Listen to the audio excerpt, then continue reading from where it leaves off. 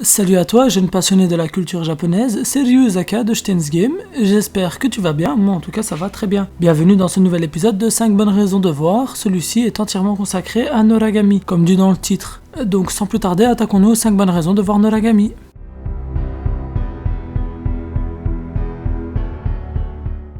« 5. Le background. Je m'explique. Lorsqu'on commence Noragami, nous avons l'impression qu'il s'agit d'un anime comique sans fond et sans plus.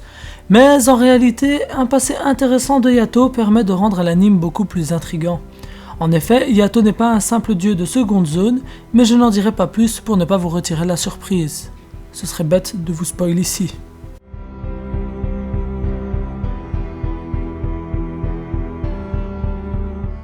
« 4. L'humour.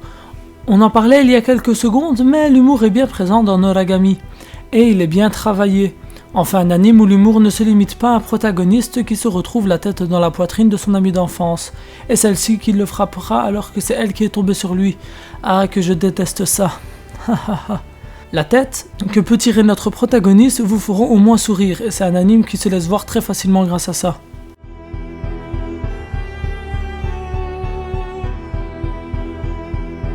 « 3. Les personnages. Oui, c'est un point qui revient et qui reviendra assez souvent dans cette série, mais c'est normal. Qui veut voir un anime avec Sakura comme personnage principal, Sakura comme meilleure amie et Sakura comme antagoniste?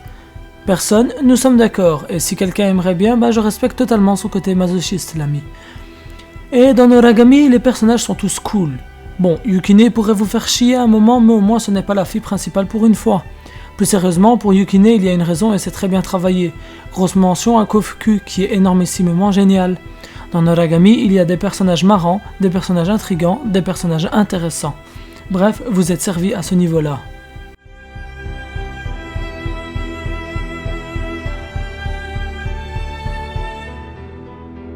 Depuis quelques années, la Japanimation travaille l'animation des combats pour trouver son originalité.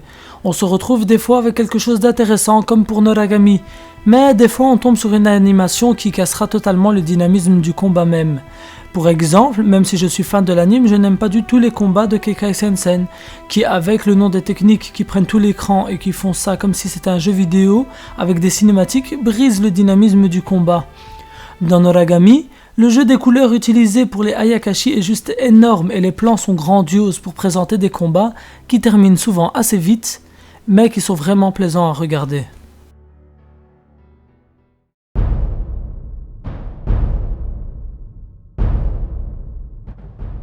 Pour continuer dans le domaine spirituel et l'occultisme, même les armes sont des âmes errantes d'êtres humains morts. Et je trouve ça vraiment classe. Avec Noragami, on nous prouve que les Japonais peuvent toujours nous surprendre. Chaque être humain mort mais mécontent est une lame aussi fine qu'une autre, mais chacun aura sa propre apparence. La relation qui les lie à leur dieu est juste extraordinaire et on se retrouve dans une situation où les dieux peuvent payer le prix pour leur shinki. Ça peut paraître anodin, mais personnellement je trouve ça extraordinaire et très bien mis en place, et c'est pour ça que ça lui vaut la première place de ce top 5 des raisons de voir Noragami. Et toi, qu'as-tu pensé de cet anime? Pourquoi le conseillerais-tu?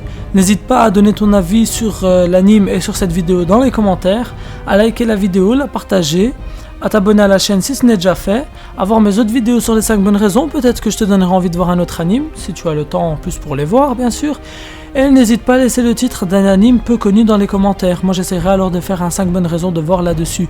Moi je te dis à la prochaine en espérant que tu as apprécié, salut!